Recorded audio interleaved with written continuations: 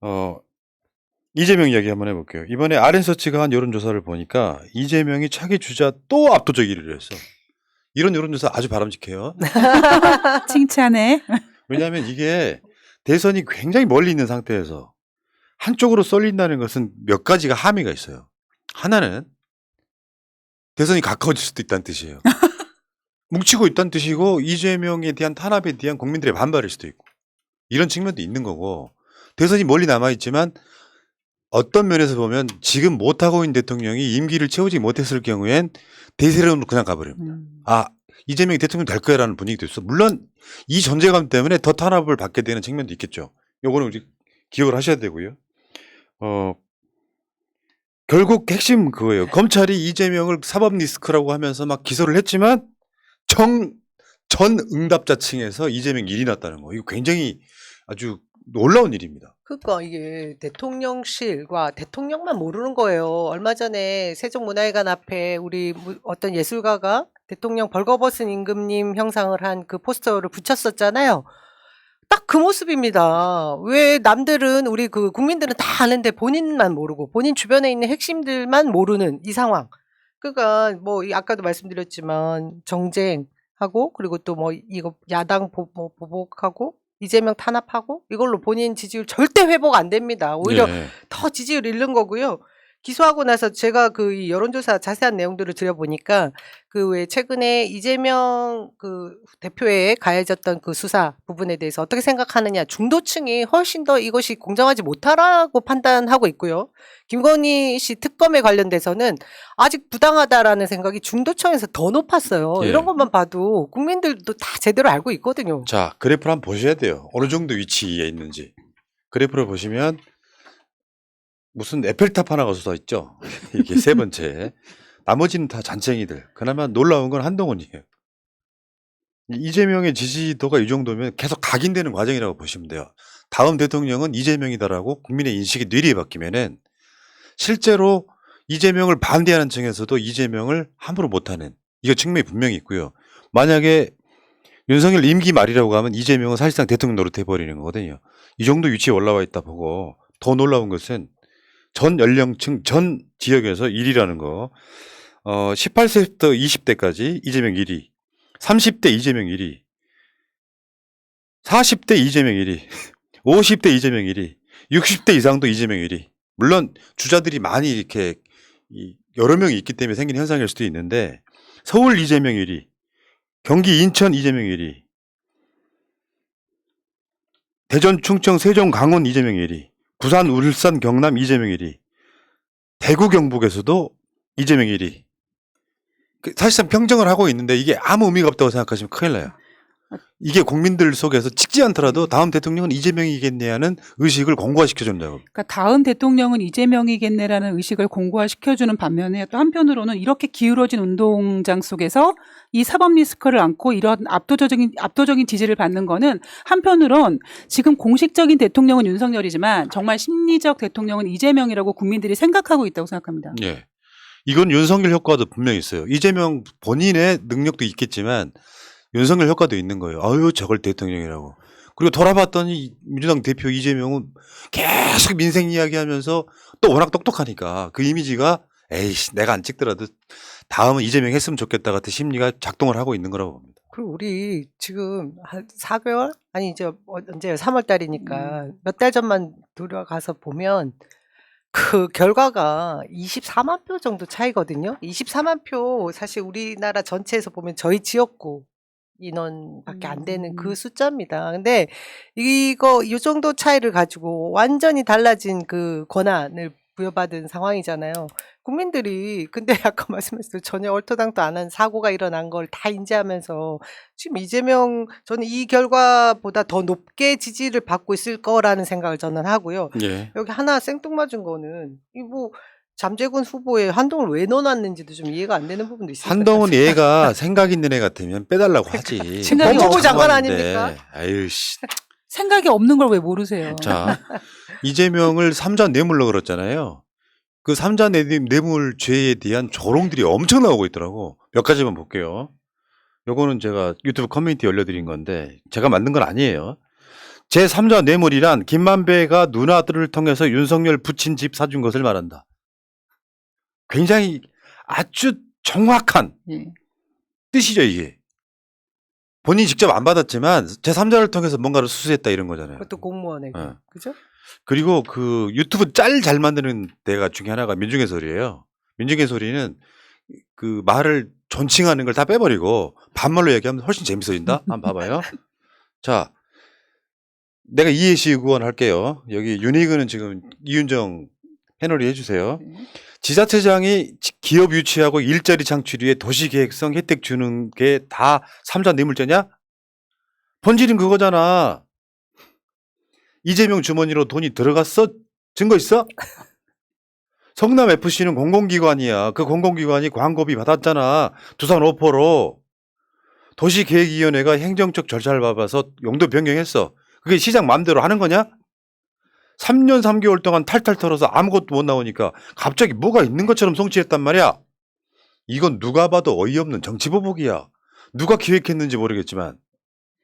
저는 경기 남부청에서 보고만 받아. 아주 우리 희근이 정말 무능은 아유 씨. 국민을 너무 우습게 보는 거 아니야? 경기 남부청에서 7만 8천 원 때문에 129곳 압수수색 했잖아. 경기 남부청은 이재명 주기 전담반이냐? 이거. 이걸 한번 끝나는 거예요, 그냥. 실제로 두산이 성남에 땅을 갖고 있었는데 거기가 용도가 병원으로 허가가 난 곳이에요. 근데 이거를 쉽게 표현하면 자기들 뭐 사옥 하나 짓거나 이렇게 바꾸고 싶은 거예요. 이 과정을 그러니까 이재명한테 들어간 돈은 실질적으로 전혀 없어. 전혀 없는데 시장 입장에서는 그게 한 20년 동안 땅이 묵혀 있었고 개발이 안 되는 상황 같은 걸 풀어준 거거든요. 요게 나중에 이제 성남 FC 후원으로 갔다는 건데 세상에 어떤 성남 FC 자체가 시민구단이잖아. 그럼 거기에 후원금 들어가고 쉽게 표현하면 광고료가 들어간 거거든요. 그럼 그거에 이재명이 뇌물 받았다는 3자 뇌물이 어떻게 성립하냐는 거예요. 왜 이해를 못 하셨어요? 경찰에서 정치적 이익을 얻었기 때문이라잖아요. 미친. 그렇게 저렇게 따지면 대부분의 많은 정치인들, 특히나 지자체 단체장들이 시민을 위해서 어떤 이익을 취하게 되는 것이 시민에게 돌아가는 모든 것을 제3자 뇌물죄로 걸 수 있는 예시가 될 수 있고요. 지금 조롱거리 아까 좋은 말이 나왔는데 김만배 씨가 누나를 통해서 윤석열 총장의 아버지 집을 샀던 이런 과정들과 흡사한 경우가 뭐가 되냐면 만일에 조중동 그 사주가 있어요. 근데 조중동에 기업 후원을 받아서 광고를 하게 돼요. 그 광고에 대해서 이익이 생기는 것은 그럼 그 조중동 사주들은 제3자 뇌물죄에 걸릴 수 있다는 얘기가 그쵸, 똑같습니다. 그쵸. 예. 지금 말이 안 되는 거를 이재명 죽이기를 위해서 이렇게 그것도 3년 3개월 털다가 작년에 뭐 불송치했잖아요. 무혐의 불송치했는데 이것을 다시 끄집어내는 세상? 말이 됩니까? 이게 결과적으로만 놓고 보면 재밌는 뇌피셜이 생겨요. 이런 걸로 협박 단어, 김문기 단어로 기소를 했다는 건 결과만 놓고 보면 검찰들이 이재명을 이롭게 하려고 하는 윤석열한테 반란하는 거 똑같은 거예요. 왜냐하면 택도 안 되는 걸로. 명분이 또는 내용 자체가 너무 턱없으니까 국민들이 설사 지금부터는 이재명이 죄가 나오더라도 안 믿게 되는 효과. 아, 난 오죽하면 이렇게 이야기를 하겠어요. 그러니까 좀 빅피처. 모자란 애들인 거예요. 검찰과 그럼 검찰의 윤석열 사실상 윤석열 때문에 검찰이 수사권을 많이 뺏긴 거잖아요. 그러니까 복수일 수도 있다고 생각할 정도로 어처구니없는 기소다고 얘기하는 거예요. 그래서 한동훈이가 그 차기 대선 주자에 자기 이름을 안 빼는 걸 수도 있어요. 그런가요? 아, 그럼 다음 3자 뇌물에 대한 다른 이야기 하나 볼게요. 고위공직자 아내가 생뚱맞은 경력과 자격으로 입사 경쟁이 엄청난 직장에 들어가서 고액 연봉을 받고 있는 게 뇌물 수수임을 입증하는 게 훨씬 쉽지 않을까? 그 부분은 경주의 공동체 아닌가 이렇게 얘기했잖아요. 이게 누군 줄 아세요? 알겠네요. 한동훈이에요. 한동훈 부인이 한국 변호사가 아니에요. 그죠, 외국인들. 미국에서 가장 국제 변호사 따기 쉬운 곳에 변호사를 따와요. 능력이 있다고 말하기는 어렵겠죠. 그 한동훈이 김현장을 들어갑니다. 심지어 그 한동훈 부인의 아버지는 검사 출신이야. 검사장 출신이라고, 진영구라고. 그러면 김현장이 배출한 국무총리가 한덕수잖아요. 고위공직자 아내라고 하는 건 검사장 하고 있고 이 아내를 여기다 취업을 시켰다면 이거 삼자 뇌물죄로 볼 가능성이 훨씬 많죠. 왜냐하면 부인이 벌어들인 돈이 결국에는 경제 공동체란 말을 통해서 한동훈이 이익을 보는 상황이잖아요. 사실 이런 게 더 삼자 뇌물이 가깝다는 거죠.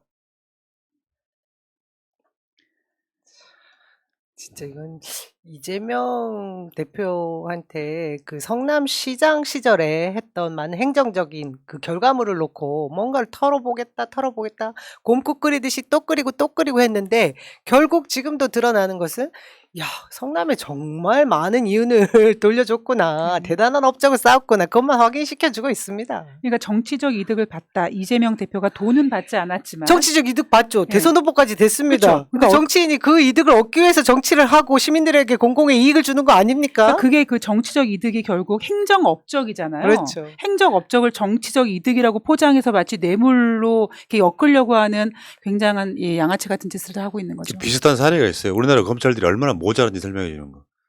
조국 장관을 엮기 위해서 조국 장관 딸이 장학금을 받았는데 그 장학금 받은 게 나중에 뇌물이다라고 뇌물. 주장을 한 거예요. 왜냐하면 나중에 오죽했으면 조국 장관 측에서 니들 노스트라다무스냐.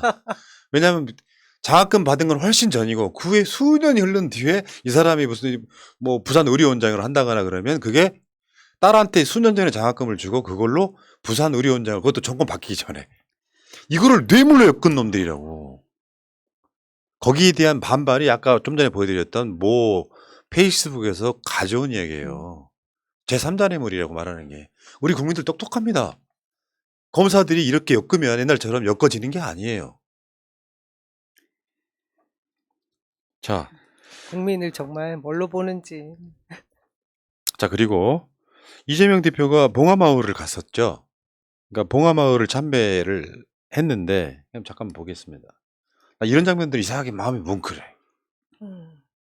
봉화마을 가서 노무현 대통령 묘소를 참배하고 방명록을 쓰고 실용적 민생 개혁으로 국민의 삶을 책임지겠습니다. 더불어민주당 대표 이재명. 원래는 더 일찍 가려고 그랬는데요. 저기 태풍이 와가지고 봉화마을을 좀 늦게 간 측면이 있는 거죠.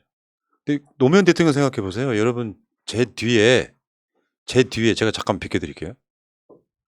검찰 개혁의 상징성 가진 세 사람이 있어요. 노무현 대통령, 문재인 대통령, 그리고 조국 장관. 검찰 개혁은 대한민국 역사에 시대적 사명인 거라고 생각이 드는데 그 검찰 개혁을 비진하다 보니까 지금 되치기 당하는 거거든요. 검찰이 개혁돼야 된다라고 한 대명제는 여러분들이 노무현 대통령 돌아가셨다는 그 뉴스를 보던 그 시점부터는 국민적 과제가 된 거거든요. 그 국민적 과제를 완수하지 못한 상황에서 그들이 정권을 다시 가져간 상황이거든요. 검찰이 수사한 방식은 조국 장관 수사랑 똑같고요. 이재명 대표 수사가 똑같아요. 그러면 지금부터는 노무현 대통령 돌아가신 거 안타깝다고 생각하는 걸로 끝나면 안 되는 거죠. 물론 이게 뭐 공교롭게도 뭐 어차피 노무현 대통령이 검찰 때문에 돌아가시지 않았더라도 민주당 당대표가 된 사람들은 봉화마을에 참배를 갔겠지만 공교롭게도 아젠다가 똑같은 거예요. 민주당 당대표가 지금 노무현 대통령과 같은 상황에 또 걸려 있는 거예요. 참 미치는 거죠. 그런 점에서 저는 이재명 대표가 저 방명록에 쓰신 글이 정말 대단한 분이다 이런 생각이 드는 게 지금 본인에게 가해지는 많은 그런 말도 되지 않는 그런 사법적인 그 리스크라고 할 수 있는 그 부분들에 대해서 보통 우리 같으면 당신의 삶 제가 다시 뭐 밟지 않고 검찰 개혁 뭐 이뤄내겠다 뭐 이런 단편적인 생각을 하기 쉬울 것 같잖아요.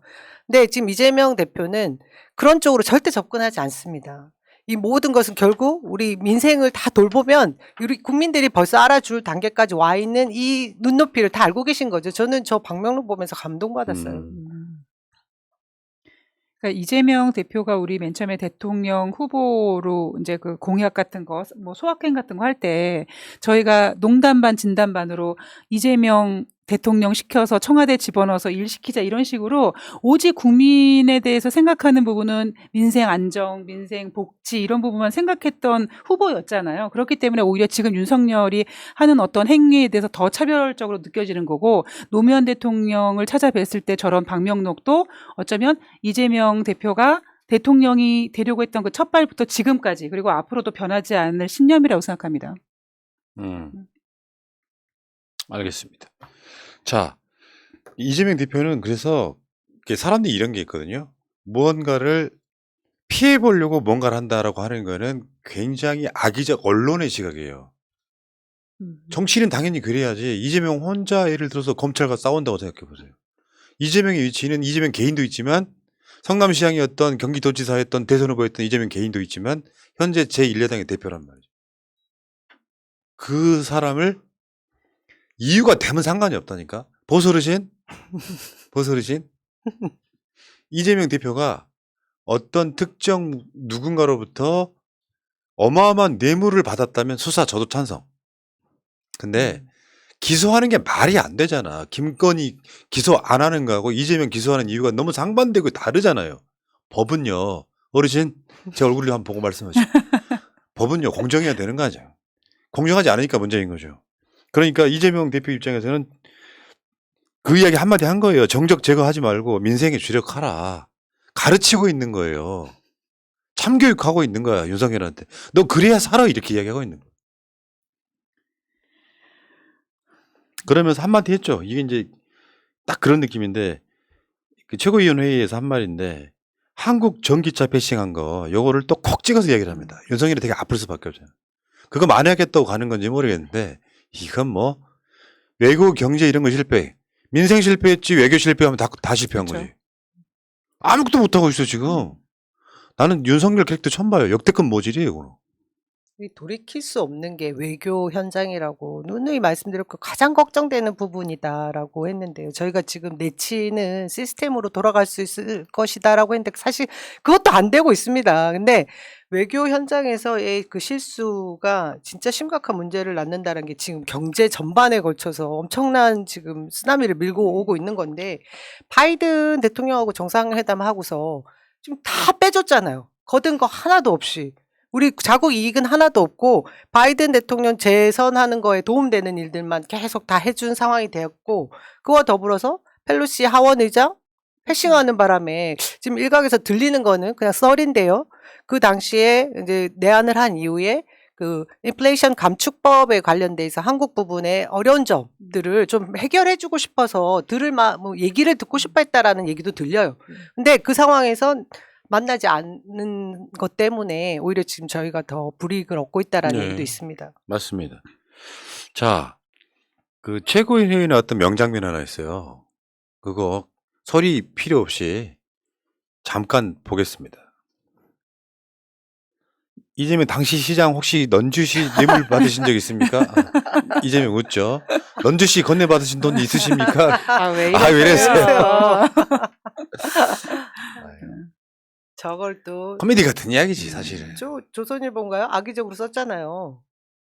돈 받은 적 뭐 뒷돈 받은 적 있습니까? 라고 하지도 않은 단어를 정청래 의원님 한 것처럼 쓰고 아유 참 그러니까 재밌었어요 이 장면. 조중동은 아예 그냥 제껴놓고라도 얘네들이 그냥 양아치니까 보수 어르신께 설명드리고 싶은 거예요. 애꿎은 보수 어르신 윤석열 찍으신 분 제가 알고 있는데 이재명은 돈을 받을 수 있는 구조가 아니었다니까요. 그렇죠. 그렇게 이재명을 지금 경기도지사 성남시장 때부터 그 따지면 벌써 지금 12년 3년 이렇게 지나가는데 강산이 변하시고 거기에 이재명이 돈 받았다는 이야기가 없어요. 단 한 가지 증거도 안 나와. 인생 되게 잘 산 겁니다. 그러니까 정청래 최고위원도 그 이야기를 정말 사실은 이걸 검찰을 향해 조롱하는 거예요. 조롱하는 거죠 재밌게. 그게 안 보여? 이 정치판 이렇게 재밌는 것도 다 이해하고 이렇게 돼야 되는데 워낙 그게 오래전 얘기고 이런 일이 낭만이 사라진 지 오래돼가지고 저것도 정색하고 보시는 모지리들이 계시더라고요. 근데 진짜 이재명 우리 대표한테 가해지는 이런 여러 가지 문제들 사법적인 문제들 보면 우리가 이른바 정치인들한테 어떤 죄를 씌울 때 부정부패라고 하면 돈 받고 돈 주고 뭐 이런 것들이었잖아요. 그게 전혀 없어요. 그러니까 말꼬투리 잡은 거. 뭐 어디 저 말도 안 되는 이익을 남겨준 걸 되치게 하는 거. 아, 정말 이재명 대표도 굉장히 특이한 분이시다. 정말 이런 분도 잘 없을 것 같아요. 다른 사람 저 정도 털면 뭐라도 나오지 않았을까요? 아니, 그러니까 내가 지금 보이는 저 보수 어르신 몇 분한테 하고 싶어요. 보수 어르신 아들도 법인카드 씁니다. 그 법인카드를 정말 업무에만 쓰는 아들이 보수 어르신 아들 중에 한 명이라 있을까요? 데리고 와보세요. 내가 전 재산 걸어드릴게요. 말하자면 어제 나왔던 그 보도 있잖아요. 그 국민의힘의 박수영이 주장했던 거. 야, 이재명 성남시장 때부터 법인카드 썼어. 법인카드 주잖아요, 시장한테. 미친놈 들인 거예요. 그러니까 그런 걸로 걸어. 쉽게 표현하면은 억지로 김혜경 여사를 걸었던 게 78,000원이라니까? 그걸 걸었는데 다시 한번 설명을 해드릴게요. 묵시적 공범. 정확히 말하면 핸드폰 탈탈탈탈 털었지만 김혜경 여사가 배모 씨한테 법인카드 쓰라고 한 증거가 없는 거예요. 없는 거죠. 그러니까 이런 식으로 수사를 하면 생각이 있는 분들 같으면 이재명 잘 살았구나 하면 되잖아요. 이재명이 성남시장 때 법인카드 쓴 게 무슨 대단한 뉴스라고 생각해요. 와, 이재명 법인카드 썼대. 당신 아들도 썼거든.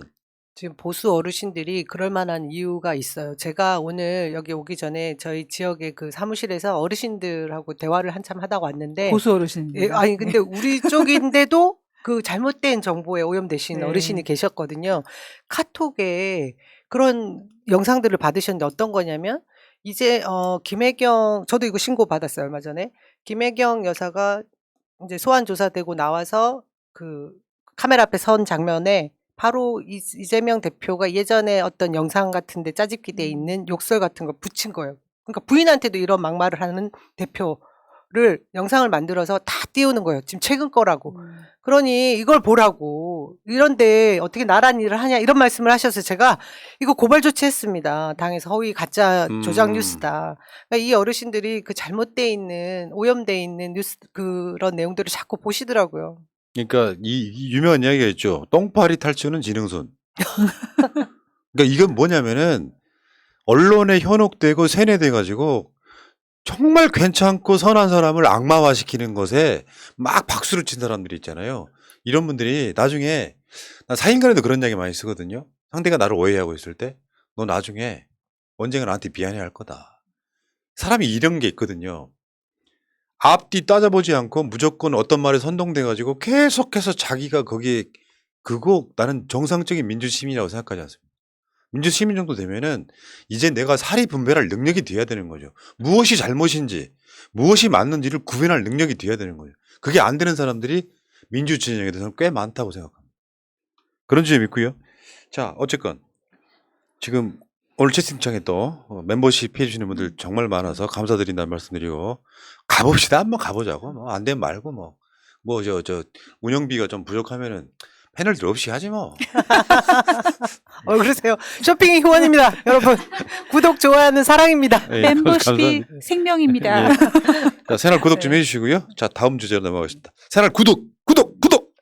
보수 어르신 좀 해봐요. 3개월 지나면 여러분은 저를 좋아하시게 될 거예요.